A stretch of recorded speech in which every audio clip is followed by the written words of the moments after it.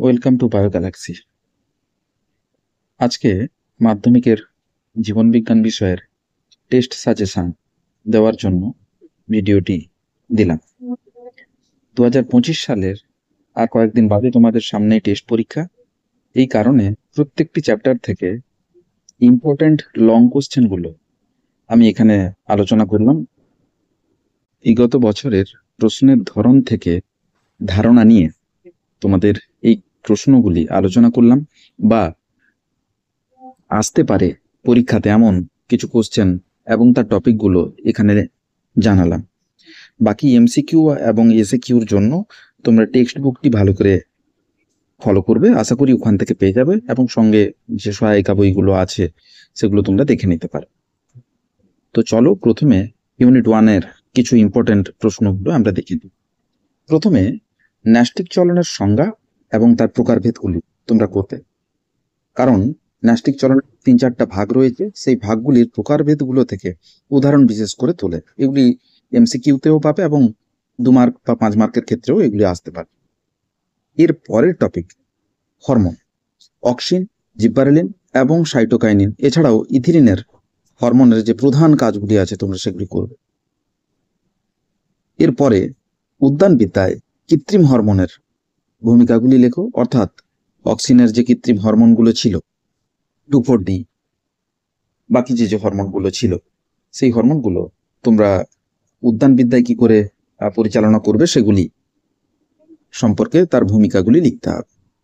এছাড়া প্রাণী হরমোনের প্রত্যেকটি প্রাণী হরমোন, কারণ কোনটি দেবে শর্টের ক্ষেত্রে সেটি বলা মুশকিল খুব, তবে বিশেষ করে জিএইচ, অ্যাড্রিনালিন, ইনসুলিন, টেস্টোস্টেরন, এগুলো তোমরা একটু ভালো করে দেখে রাখবে। প্রত্যেকটি হরমোনের কাজ এবং তাদের বেশি বা কম ক্ষরণে কি ধরনের রোগ হয় সেই রোগগুলি তোমরা করে রাখবে। এরপরে হরমোন এবং স্নায়ুতন্ত্রের সাদৃশ্য এবং বৈসাদৃশ্যগুলো জিজ্ঞাসা করতে পারে 3-4টা পয়েন্টের।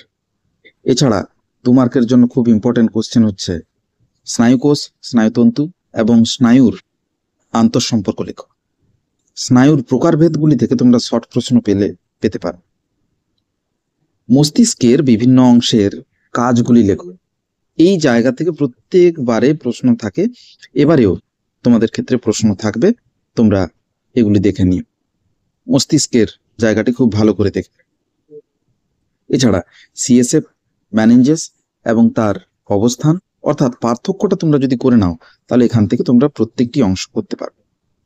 এবারে আসি প্রাত্যহিক জীবনে প্রতিবর্ত ক্রিয়ার গুরুত্বগুলি লেখো। উপযোজনের সংজ্ঞা, এই উপযোজন থেকে প্রত্যেকবারে প্রশ্ন থাকে, এবারেও থাকবে। উপযোজনের সংজ্ঞা দাও। কাছের এবং দূরের বস্তু দেখার ক্ষেত্রে কি কি যোগ উপযোজন করে থাকে সেগুলি তীর চিত্রের মাধ্যমে বা তীর চিহ্নের মাধ্যমে তোমরা বর্ণনা কর। প্রাত্যহিক জীবনে উপযোজনের ভূমিকা, এটি থেকেও প্রশ্ন থাকে। যেমন দূরের কোনো ট্রাফিকের ক্ষেত্রে যদি লাইট পড়ে, তার হলুদ বিভিন্ন ধরনের যে লাইটগুলো আছে সেগুলো যদি চোখ উপযোজন করতে না পারতো কি হবে, এইভাবে বোধমূলক প্রশ্ন ঘুরিয়ে দিতে পারে। শেষের দিকে গমনের চালিকা শক্তি, অর্থাৎ গমনের উদ্দেশ্যগুলি লেখো। মাছের গমনে পটকার ভূমিকা, পাখনার ভূমিকা, এগুলি লিখতে পারে, দিতে পারে পরীক্ষাতে, বা এদের কাজগুলি জানতে পারে। এরপরে আসি ইউনিট 2-তে। ইউনিট 2-র ক্ষেত্রে সবচেয়ে বেশিরভাগ আসা প্রশ্নগুলির ভেতরে হার্নের জনুক্রম শব্দছকের সাহায্যে লেখো, এটি এবারের পরীক্ষাতেও থাকবে। ডিএনএ এবং আরএনএর পার্থক্য, তোমরা এটা একটু ভালো করে করবে। কোষ বিভাজনে অংশগ্রহণকারী কোষীয় অঙ্গাণুগুলির ভূমিকাগুলি লেখো, অর্থাৎ কোষ বিভাজনের সময় কোন কোন কোষীয় অঙ্গাণু কিভাবে তাদের গুরুত্বপূর্ণ ভূমিকা রেখেছে সেগুলি আলোচনা করতে দিতে পারে। উদ্ভিদের সাইটোকাইনেসিস কিভাবে ঘটে, অর্থাৎ উদ্ভিদের কোষ বিভাজনের ক্ষেত্রে কিভাবে সাইটোকাইনেসিসটুকু শুধু ঘটে সেটি তোমাদের বর্ণনা করতে দিতে পারে। এছাড়া মিওসিসের তাৎপর্যের যে 3-4টে পয়েন্ট রয়েছে তোমাদের টেক্সট বুকগুলোতে, সেই 3-4টা পয়েন্ট অবশ্যই করবে, কারণ এখান থেকে প্রশ্ন তুলবেই। এছাড়া ক্রসিং ওভারের ক্ষেত্রে যতগুলো ভেতরের সংজ্ঞা রয়েছে, অর্থাৎ ক্রসিং ওভারের সময় সাইন্যাপসিস, বাইভ্যালেন্ট, টেট্রাড, এই ধরনের যে প্রশ্নগুলো আছে সেখান থেকে শর্ট প্রশ্ন পেতে পারে। এরপরে গুরুত্বপূর্ণ প্রশ্ন হচ্ছে সেন্ট্রোমিয়ারের অবস্থান অনুযায়ী ক্রোমোজোমের প্রকারভেদ। তোমরা জানো মেটাসেন্ট্রিক, টেলোসেন্ট্রিক, অ্যাক্রোসেন্ট্রিক, সাবমেটাসেন্ট্রিক এই ধরনের যে ক্রোমোজোমগুলো ছিল তার আকার আকৃতির ধরন কেমন হয় বা তাদের প্রকারভেদগুলি একটি লং কোশ্চেনে দিতে পারে। তোমরা এটা একটু দেখো। এরপরে আসি ইউনিট 3 বাকি চ্যাপ্টারগুলোর থেকে গুরুত্বপূর্ণ, কারণ এই চ্যাপ্টারটি একবার যদি বুঝে নাও, এই চ্যাপ্টারটি থেকে পুরো প্রশ্নগুলো তোমরা সহজেই অ্যান্সার দিতে পারবে এবং সহজেই নাম্বার পাওয়া যায়। এই কারণের জন্য চ্যাপ্টারটি ভালো করে একটু দেখো। প্রথম প্রশ্ন হিসাবে সন্তানের লিঙ্গ নির্ধারণের প্রক্রিয়াটি লেখো, বা এটাকে এভাবেও প্রশ্ন ঘুরিয়ে দিতে পারে, পুত্রের জন্মের জন্য পিতা দায়ী বা মাতা দায়ী ব্যাখ্যা কর। অর্থাৎ সন্তানের লিঙ্গ নির্ধারণ কিভাবে হয় সেটি বর্ণনা করলেই এটি করা যাবে।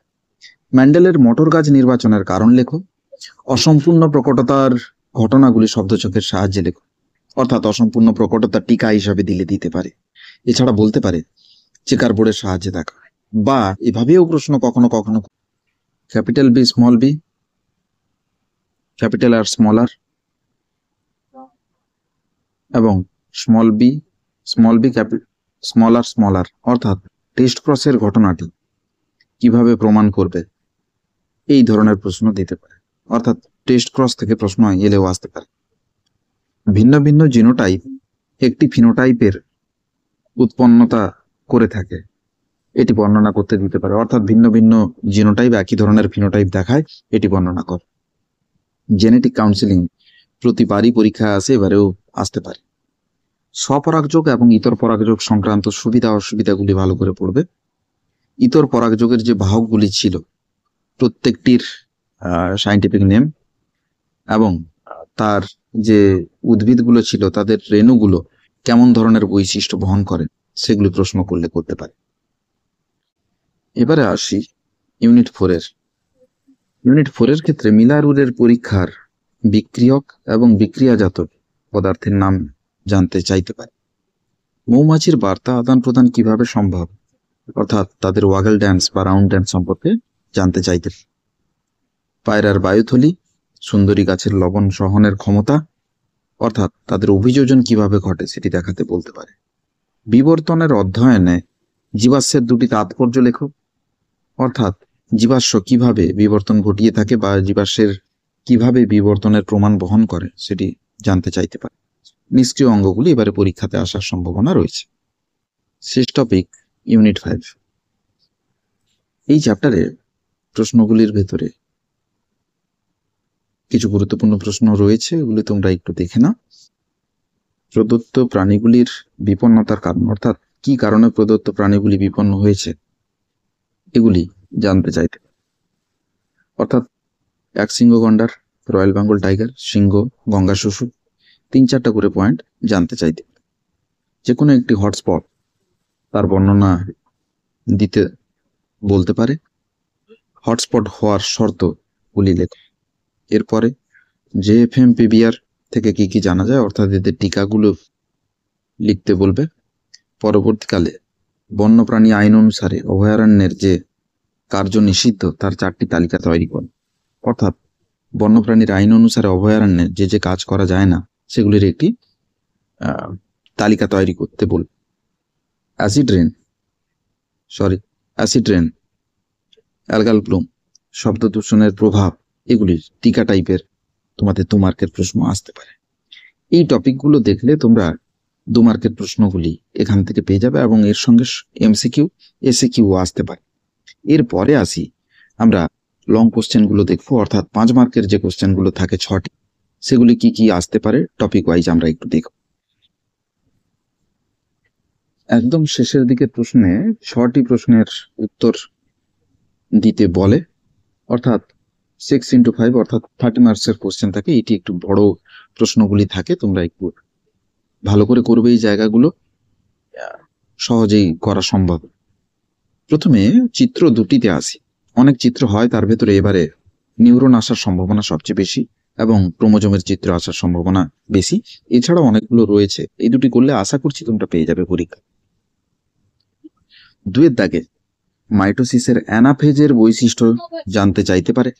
সপুষ্পক উদ্ভিদের যৌনজনন শব্দছকের সাহায্যে দেখাও, অর্থাৎ সপুষ্পক উদ্ভিদ কিভাবে যৌনজনন সম্পন্ন করে সেটি প্রশ্ন এলেও আসতে পারে। হরমোনের ফিডব্যাক মেকানিজম পদ্ধতি, এটি 3 মার্কের প্রশ্ন হিসেবে থাকতে পারে।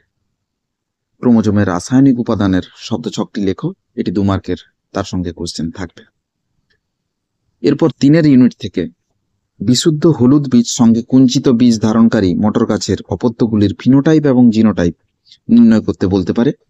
সেই ফিনোটাইপ এবং জিনোটাইপ নির্ণয় করা মানে তার চেকার বোর্ডের সাহায্যে তার সম্পর্কে দেখাতে বলতে পারে এবং দ্বিসংকর জনন থেকে প্রাপ্ত যে ম্যান্ডেলের সূত্র রয়েছে সেটি বর্ণনা করতে বলে। এছাড়াও এই চ্যাপ্টারে ম্যান্ডেলের সাফল্যের 2টি কারণ, মহিলা বর্ণান্ধ, পুরুষ স্বাভাবিক, এরকম দম্পতির সন্তানের বর্ণান্ধতার সম্ভাবনা বিচার করতে বলতে পারে চেকার বোর্ডের সঙ্গে। এছাড়াও দিতে পারে একটি সংকর কালো গিনিপিকের সঙ্গে একটি সাদা গিনিপিকের মিলন ঘটালে যে ধরনের অপত্য উৎপন্ন হবে তার জিনোটাইপ ফিনোটাইপ সমস্ত কিছু চেকার বোর্ডের সাহায্যে দেখা। অর্থাৎ যে অঙ্কগুলো আসে তোমাদের, এই ধরনের কিছু অঙ্ক এবারে 2025-এর টেস্টের পরীক্ষায় এলে আসতে পারে। এরপর 4 ইউনিটে আসে।